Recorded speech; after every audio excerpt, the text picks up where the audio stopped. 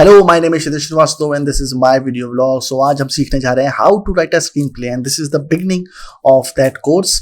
So let's dive in. तो सबसे पहले जिस चीज़ की मैं बात करना चाहता हूँ वो है introduction to screen writing.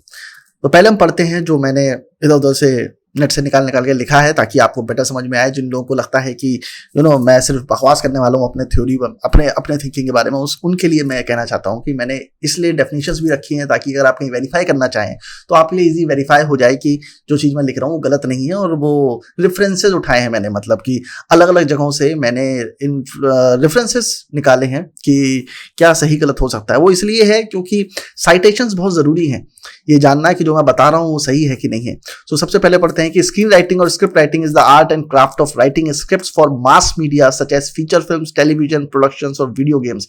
Yes, video games के लिए भी स्क्रीन प्ले लिखा जाता है। इवन जब आप न्यूज एंकरिंग करते हो तो वहां भी स्क्रिप्ट लिखी जाती है। जब आप रियलिटी शोज करते हो वहां भी स्क्रीन प्ले लिखा जाता है। टीवी और फीचर फिल्म्स और प्रोडक्शन में तो लिखा जाता है।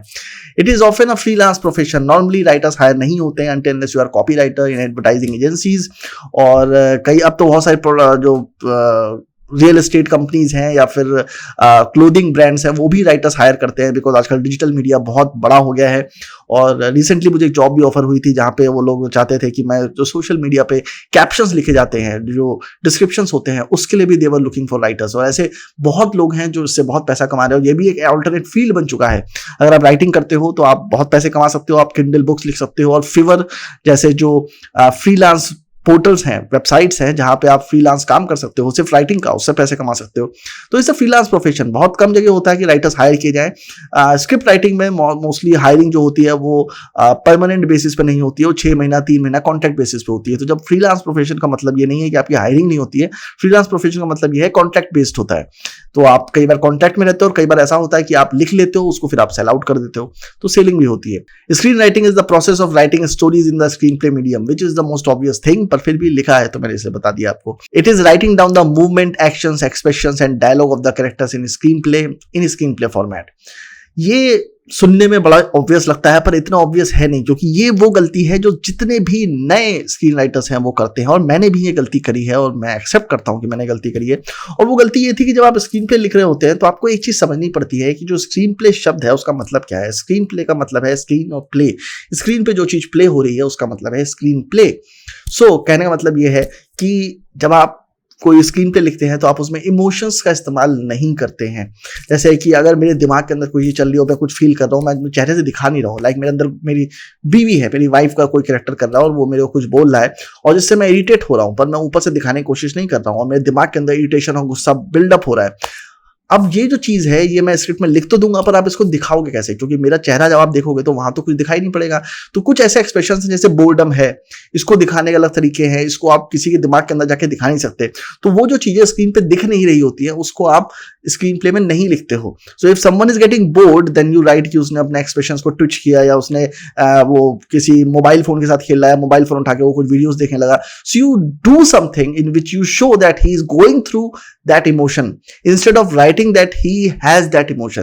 क्योंकि वो इमोशन जब दिखाया ही नहीं जा सकता है तो स्क्रीन पे में उसकी जरूरत नहीं है। वो चीज आप स्टोरी जब लिखते हो या अपना सिनोप्सिस लिखते हो तो वहां पे, सिनोप्सिस में भी नहीं, बेसिकली जब आप स्टोरी लिखते हो या कोई नॉवेल लिखते हो तो वहां पे आपको बताना पड़ता है, क्योंकि वहां आप देख नहीं रहे होते हो, वहां पे आपका जो विजुअल्स और ऑडिटरी फंक्शंस हैं वो काम नहीं कर रहे होते हैं, आपको सारी चीजें इमेजिन करनी पड़ती हैं। पर यहाँ पे आपके पास एक प्रिविलेज है जब आप फिल्म बनाते हो कि आप विजुअली चीजों को देख भी सकते हो और साउंड के थ्रू चीजों को सुन भी सकते हो। तो वहां पे आपको वही चीज लिखनी पड़ती है जो आप सामने देख रहे हो। तो ये देखने में, सुनने में बहुत ही ईजी सा, बहुत ही सिंपल सा, बहुत ऑब्वियस सा फैक्ट लगता है, पर actually this is one of those things जो राइटिंग में बहुत डिफिकल्ट होती है। और आप जब स्क्रीन प्ले पढ़ोगे बड़े बड़े राइटर्स के, then you will feel that कि कितना अवॉइड करना पड़ता है वो चीजें लिखना जो आपको फील होता है कि आपको लिखनी चाहिए वहां पे, पर आप उसे कैसे लिखोगे, कैसे व्यक्त करोगे, वो एक बहुत बड़ा स्ट्रगल रहता है राइटर्स के बारे में, जिसके बारे में बाद में डिस्कस करेंगे। The process of writing a novel, a poem or essay is entirely different than script writing. True, क्योंकि स्क्रिप्ट राइटिंग जो होती है वो पब्लिशिंग के लिए नहीं होती है। स्क्रिप्ट राइटिंग जो होती है वो इसलिए होती है कि आप फिल्म बनाने के लिए होती है। और फिल्म जब बनती है तो उसमें विजुअल्स और ऑडियो दोनों होता है। जबकि जब आप नॉवेल लिखते हो, पोएम लिखते हो, ऐसे लिखते हो, तो लोग उसे सिर्फ पढ़ते हैं और पढ़ते पढ़ते चीज़ों को इमेजिन करते हैं, जिसकी वजह से लोगों का एक परसेप्शन, एक ही स्टोरी को लेके अलग अलग लोगों का अलग अलग परसेप्शन हो सकता है, based on their psychological background, based on their historical background, based on their previous set of beliefs and experience और चाइल्डहुड एक्सपीरियंसेस। जो भी चीज़ उनकी पास्ट में हुई है उसके बेसिस पे एक ही स्टोरी से हर आदमी अलग अलग मतलब निकाल सकता है। पर फिल्म लाइन में बहुत ये चीज़ और थोड़ी कम हो जाती है। ऐसा नहीं है कि फिल्म देख के लोग अलग अलग परसेप्शन नहीं बनाते हैं, पर वो थोड़ा कम हो जाता है, क्योंकि वहां पे थोड़ा सा और ऑब्वियस तरीके से चीजें आपको दिख रही होती है। In order to express yourself effectively for the screen, particular formatting methods are required. Screen play format is used to express the story visually. अब जब आप स्क्रीन प्ले लिखते हो तो उसमें बहुत सारे फॉर्मेटिंग मेथड्स अप्लाई होते हैं, जिसके बारे में आगे डिस्कस करेंगे। तो इसमें ऐसा कुछ नहीं है जो अभी हम डिस्कस करें, आगे मैं इस बारे में डिस्कस करूंगा कि कौन कौन से फॉर्मेट्स होते हैं, स्क्रीन प्ले किन किन फॉर्मेट्स में लिखा जाता है। Story writing, novel writing mostly free hand होती है, आप कोई भी तरीके से लिख सकते हो, पर स्क्रिप्ट राइटिंग की पर्टिकुलर लैंग्वेज होती है, और लैंग्वेज क्यों होती है वो भी मैं आपको थोड़ा सा आगे बताऊंगा।